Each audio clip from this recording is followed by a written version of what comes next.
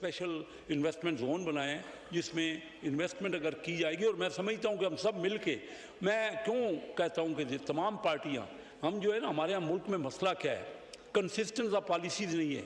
बाहर का इन्वेस्टर को ये कॉन्फिडेंस ही नहीं है कि अगर कोई नई हुकूमत आएगी तो वो पिछली तमाम पॉलिसीज़ को तब्दील कर देगी।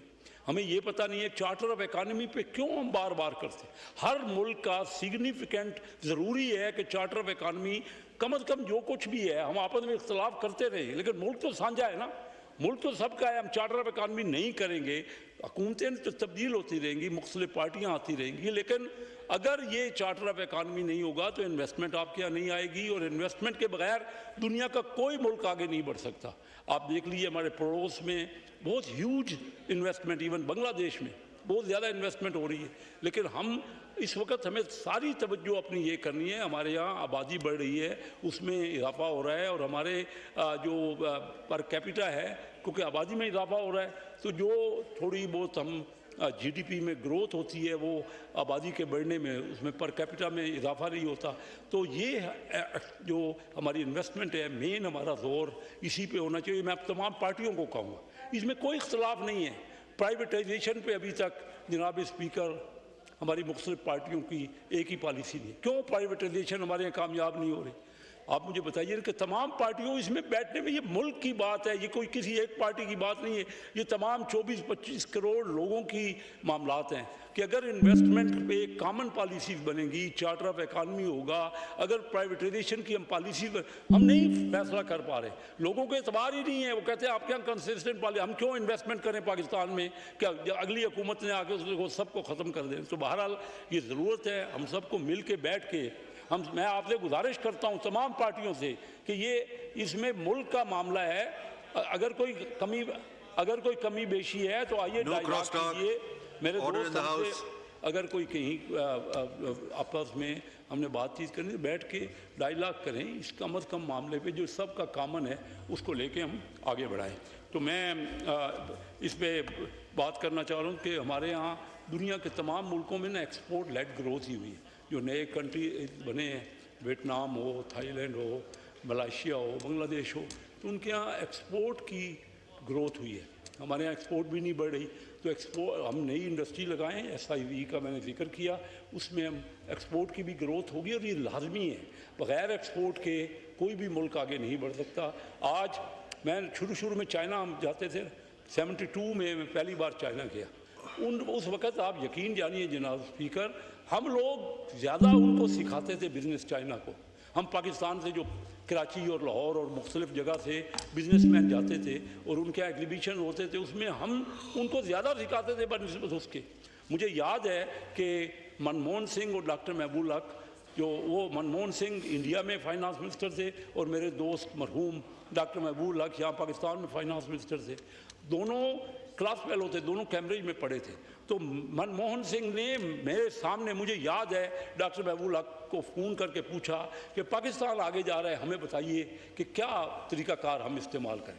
तो आज हम देख रहे हैं कि वो कहाँ दुनिया पहुँच गई। हम आपस में इख्तलाफ में लगे हुए हैं। इख्तलाफ आज से कुछ नहीं निकलेगा, कितना भी कर लेंगे क्या होगा, तकारीर कर लेंगे, ये कोई जलसे की तकारीर तो यहाँ होनी नहीं है। हमने तो एक कॉमन, मैं थोड़ी मुख्तसरी बात करूँगा, हमने तो एक कंसेंसस बनाना है। जहाँ गलतियाँ होंगी, हम सब ने गलतियाँ की हैं, लेकिन मुल्क तो हमारा ऐसा है ना कि हमने आबादी को बेनिफिट पहुंचाना है।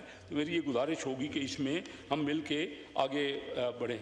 मैं ये मिनिमम सैलरी हमारे यहाँ बढ़ानी चाहिए, क्योंकि 37,000 में कुछ नहीं होगा, कुछ ना कुछ जैसे बाकी बड़ी है ना। तो मैं ये तवक्को करता हूँ कि पंजाब हुकूमत ने 40,000 की है, इसी तरह सिंध हुकूमत ने भी अपने बजट में किया है, तो कम अज़ कम हमारी सैलरी इस लेवल पे होनी चाहिए।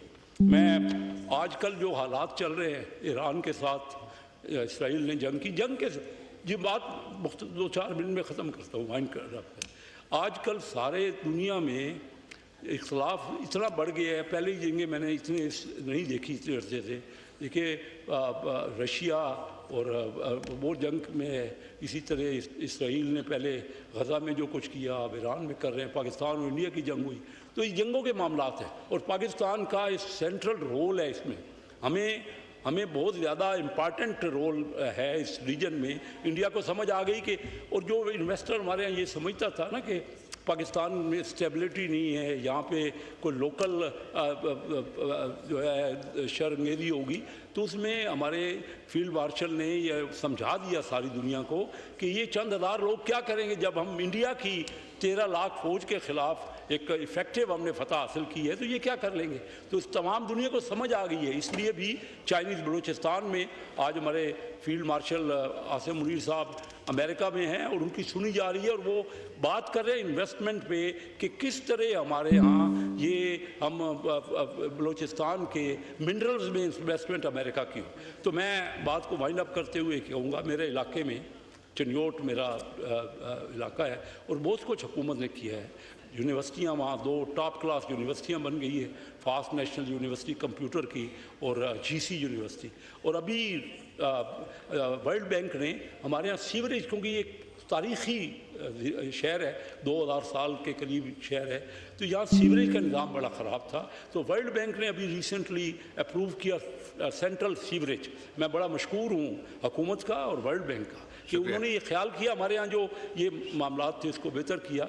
मैं ये समझता हूँ कि मेडिकल को जो एजुकेशन है ना, हम बच्चों को, हमारे यहाँ 24-25 करोड़ माइंड है, हमने जब तक हम ह्यूमन डेवलपमेंट नहीं करेंगे। शुक्रिया, अब टाइम अप हो गया, आज आखिरी दिन है, प्लीज माइक खोले कैसर साहब जी। हम मेडिकल कॉलेज में मैं जाता हूँ, जाके देखता हूँ चाइना में और किर्गिस्तान में हमारे बच्चे वहाँ पढ़ रहे हैं और लाखों रुपए फीस दे रहे हैं, तो हम क्यों नहीं, बच्चे तो हमारे वहाँ जाके कम फीस है, पाकिस्तान में प्राइवेट सेक्टर में ज़्यादा फीस है। तो हम एक अपने तौर पे वहाँ अपने डिस्ट्रिक्ट चिन्योट में मेडिकल कॉलेज बनवाना चाह रहे हैं प्राइवेट सेक्टर में। तो गवर्नमेंट से है कि जहाँ जहाँ ज़रूरत हो ऐसे कॉलेजेस की, क्योंकि बच्चों को हमने इमर्जिंग जो पॉपुलेशन है उसको हमने उनको कैपेबल बनाना है और उनको, ताकि वो जॉब्स में, आजकल गवर्नमेंट के पास तो जॉब नहीं है भी नहीं और प्राइवेट सेक्टर में ही जॉब होना है। ठीक है, तो मैं जनाब बहुत मशहूर हूँ, आपका बहुत मशहूर हूँ, बहुत शुक्रिया जनाब।